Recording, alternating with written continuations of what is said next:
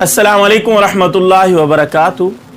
एक इस्लामी बहन की तरफ से सवाल आया, कहती हैं अस्सलाम वालेकुम, काफ़ी अरसे से आपकी वीडियो देखती हूँ, बड़ी बार दिल चाहा कि आपसे सवाल करूँ, फिर मुझे शर्म आती थी।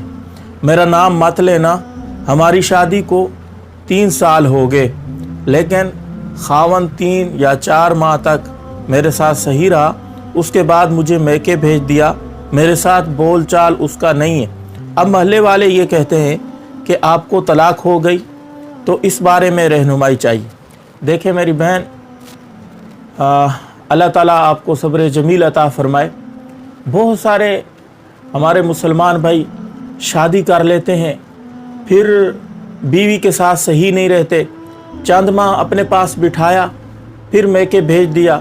थोड़ी सी बात इतनी झगड़ने की थी भी नहीं, थोड़ी सी उलझन की वजह से इतना बड़ा फ़ैसला कर देते हैं, न उनको तलाक देते हैं, न उनको अपने पास बुलाते हैं। तो ये बहुत मुश्किल घड़ी होती है। मुझे अंदाज़ा है आपकी तकलीफ़ का आपके ऊपर क्या गुज़रती होगी, लेकिन याद रखना, इस सूरत के अंदर खावन जब तक तलाक ना दे, तलाक वाक़ई नहीं होती।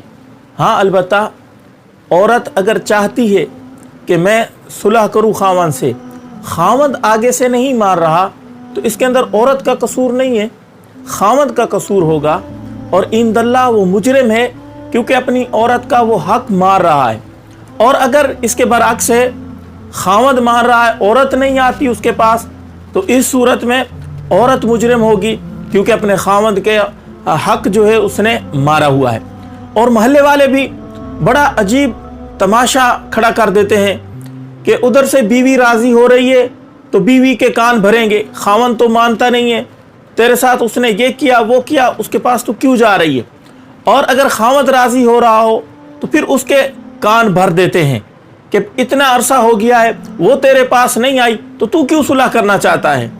ज़्यादातर जो अपने करीबी रिश्तेदार, महल्ले वाले, पड़ोसी होते हैं, इनका बड़ा दखल होता है सुलह के ना होने में।